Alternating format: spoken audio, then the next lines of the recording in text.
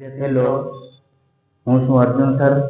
આજે આપણે સંભાવના ચેપ્ટર વિશે દાખલા નંબર 10 માં આજે આપણે ભણીશું. તો બધા વિદ્યાર્થીઓ અહીંયા ધ્યાન આપે. ચાલો, એક ગલ્લામાં 50 પૈસાના 100 સિક્કા, રૂપિયા 1 ના 50 સિક્કા, રૂપિયા 2 ના 20 સિક્કા અને રૂપિયા 5 ના 10 સિક્કા છે. જ્યારે આ ગલ્લાને ઊંધો કરવામાં આવે ત્યારે પાત્રમાંથી કોઈ એક સિક્કો બહાર પડે તે સંભાવિત હોય તો સિક્કો એવું કીધું છે. તો પહેલા તો આપણે પ્રશ્નો સારી રીતે સમજવું પડે, પછી જ આપણે દાખલો ગણવાનો શરૂઆત કરવાની. તો ચાલો વિદ્યાર્થી મિત્રો, આપણે દાખલોની શરૂઆત કરીએ. બરાબર, તો બધા વિદ્યાર્થીઓ અહીંયા ધ્યાન આપે. બરાબર, આ ખૂબ જ સહેલું ચેપ્ટર છે, એટલે તમને પૂરેપૂરા માર્ક્સ મળશે. બરાબર, તો બધા અહીંયા ધ્યાન આપો. ચાલો વિદ્યાર્થી મિત્રો, પહેલો દાખલો શું કહે છે કે 50 પૈસાના 100 સિક્કા. કેટલા? 50 પૈસાના 100 સિક્કા છે. બરાબર, 50 પૈસાના 100 સિક્કા છે. તો અહીંયા કુલ કેટલા સિક્કા આપેલા છે? તો અહીંયા 100 સિક્કા, અહીંયા 50 સિક્કા, અહીંયા 20 સિક્કા અને બીજા 5 ના કેટલા સિક્કા આપેલા છે? 10 સિક્કા આપેલા છે. તો અહીંયા સિક્કાને ધ્યાનમાં લેવાના છે, પૈસાને ધ્યાનમાં લેવાના નથી. તો આપણે ચાલો, તો 50 ના 100 સિક્કા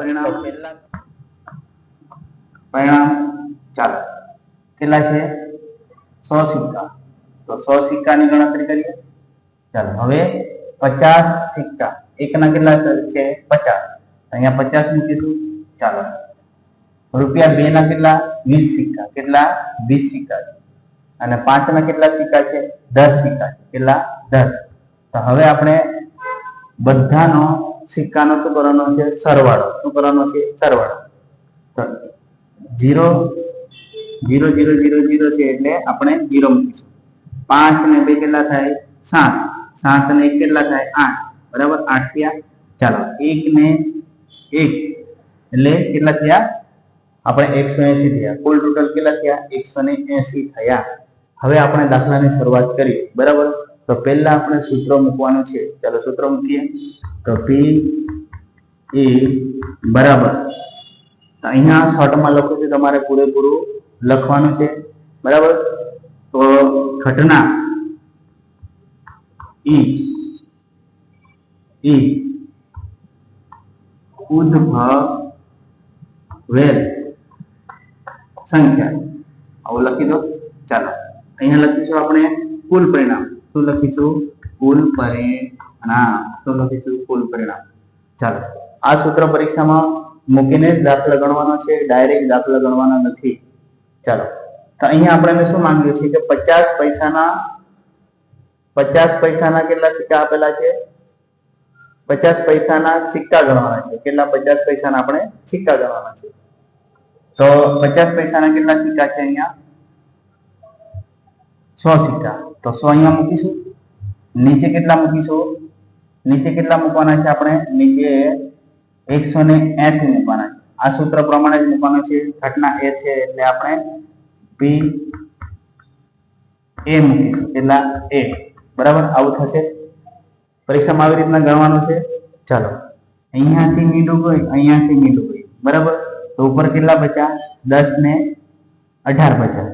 હવે આમને આપણે છૂટા પાડવાના છે. 10 2 5 10 અને 2 9 18 આવું થાય.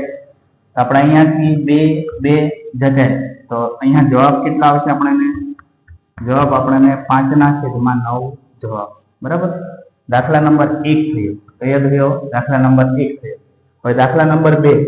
તો દાખલા નંબર 2, તો દાખલા નંબર 2 માં પણ એવું જ કરવાનું છે.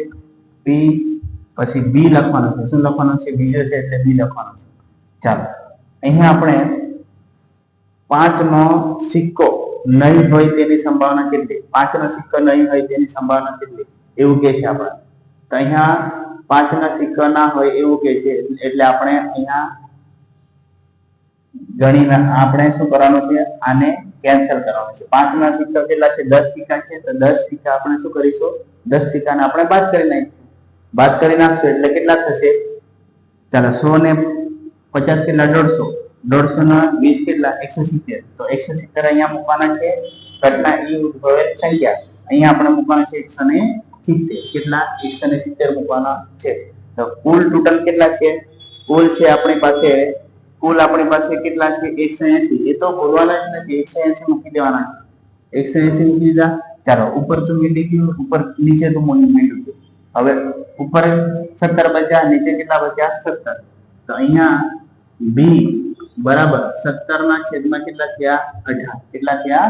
18 થયા.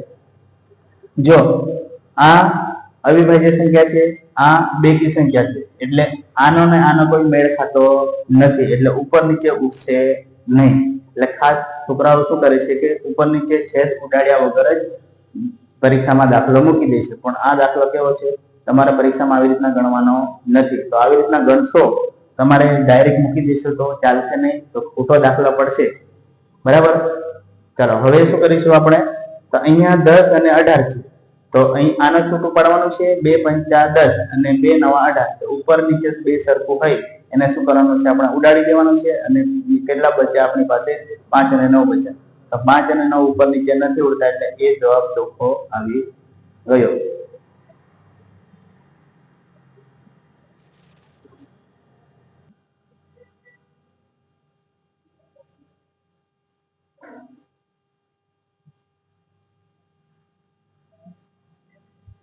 ચાલો વિદ્યાર્થી મિત્રો, ગોપી પોતાના માછલી ઘર માટે દુકાનમાંથી ખરીદે છે. દુકાનદાર મોટી ટાંકીમાંથી યાદચ્છિક રીતે એક માછલી બહાર કાઢે છે. આ ટાંકીમાંથી 5 નર માછલી અને 8 માંદા માછલી છે. બહાર કાઢેલ નર માછલી હોય તેની સંભાવના કેટલી છે? તો વિદ્યાર્થી મિત્રો, તમારે પરીક્ષામાં પહેલા પ્રશ્નો સમજવાનો, પછી તમારે દાખલો ગણવાનો છે. અહીંયા માંગ્યું શું છે આપણી જોડે? તો બહાર કાઢેલ નર માછલી માંગી છે. એક તો નર એટલે શું અને માંદા એટલે શું? તો નર એટલે પુરુષ થાય અને માંદા એટલે કે સ્ત્રી થાય. બરાબર. તો એ ખાસ સમજવાનું છે. ચાલો અહીંયા આપણને માંગ્યું છે એ પ્રમાણે આપણે દાખલો ગણીએ. તો પહેલા તમારે સૂત્ર લખવાનું છે. બરાબર. તો સૂત્રમાં તમારે લખવાનું છે ઘટના એ ઉદ્ભવેલ સંખ્યા. બરાબર. તમારે આવું લખવાનું છે પરીક્ષામાં. નીચે કુલ પરિણામ લખવાનું છે. શું લખવાનું છે? કુલ પરિણામ લખવાનું છે. ચાલો તો પી એ બરાબર, તો ઘટના એ ઉદ્ભવેલ સંખ્યા અને કુલ પરિણામ. બરાબર. આવી રીતના તમારે લખવાનું છે. અહીંયા આપણને માંગ્યું છે કે બહાર કાઢેલ નર માછલી હોય તેની સંભાવના કેટલી થાય? તો તમારે લખવાનું છે અહીંયા કેટલી આપેલી છે? કુલ ટોટલ કેટલી આપેલી છે આપણને? તો અહીંયા આપણને આપેલી છે માછલી, તો બહાર કાઢેલ નર માછલી, એટલે આ 8 નર છે, 5 નર માછલી છે ને 8 કેવી છે? માંદા છે. એટલે 5 અને 8 કેટલા થાય? 5 અને 8 તમારે કુલ ટોટલ કરી નાખવાનું છે. આ 5 અને આ 8, તો 8 ને 13 થાય. કેટલી થાય? કુલ ટોટલ કેટલી થાય? 13 થાય છે. અને આપણને માંગ્યું શું છે? તો અહીંયા માંગ્યું છે આપણને નર. તો નર કેટલી છે? 5. કેટલી છે? તો 5. તો 5 ના છેદમાં કેટલી થશે? 5 ના છેદમાં 13 થશે. કેટલી થશે? તો ઉપર અવિભાજ્ય સંખ્યા છે, નીચે અવિભાજ્ય સંખ્યા છે, એટલે ઉપર નીચે ઉડશે નહીં. એટલે તમારે જવાબ આ જ છે. કેટલો છે? જવાબ આ જ આવી ગયો છે. તો વિદ્યાર્થી મિત્રો, તમને ખબર પડી હશે આ દાખલાની અંદર. બરાબર. તો હવે આપણે 12મો દાખલો. તો એ 12મો. તો તકની એક રમતમાં ગોળ ફરતું એક તીર હોય છે. તે 1 2 3 4 5 6 7 8 માંથી એક સંખ્યા પાસે નિર્દેશ કરતું અટકે છે. તો આ સમસંભાવી પરિણામ. બરાબર. સમસંભાવી પરિણામ આપણે શોધવાનું છે.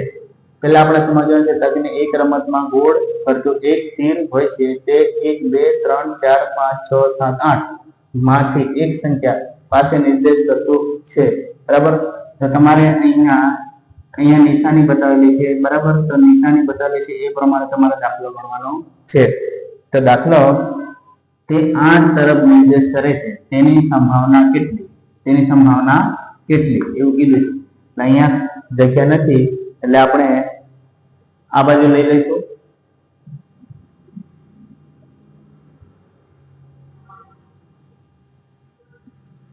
પહેલો દાખલો છે તે 8 તરફ નિર્દેશ કરે છે તેની સંભાવના કેટલી એટલે અહીંયા ઘટના ઈ ઉદ્ભવેલ સંખ્યા કુલ પરિણામ એટલે કે આપણે કુલ પરિણામ કેટલા છે તો 1 2 3 4 5 6 7 8 તો 8 તરફ નિર્દેશ કરે છે એટલે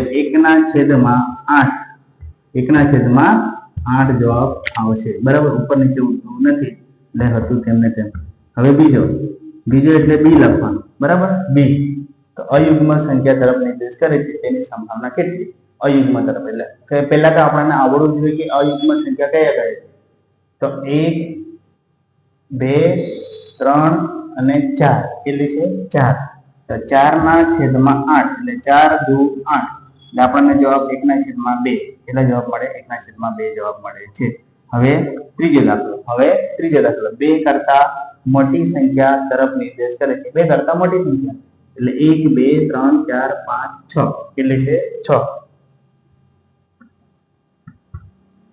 6/8 હવે ઉપર નીચે ઉડે છે એટલે અહીંયા 3 દુ 6 અને 4 દુ 8 અહીંયા ઉડી ગયો એટલે 3/4 કેટલા 3/4 છે હવે ચોથામાં શું કહે છે કે 9 કરતા નાની સંખ્યા તરફ નિર્દેશ કરે છે હા 9 કરતા બધી નાની જ છે એટલે કેટલી 8/8 થશે ડી બરાબર એટલે 8/8 એટલે જવાબ કેટલા આવશે 1 કેટલા આવશે તો ચાલો વિદ્યાર્થી મિત્રો આપણે બીજા વિડીયોમાં જોઈશું ઓકે આપણી ચેનલને સબસ્ક્રાઇબ કરો શેર કરો અને લાઈક કરો જેથી કરીને તમારા મોબાઈલમાં નોટિફિકેશન મળી જાય તો થેન્ક યુ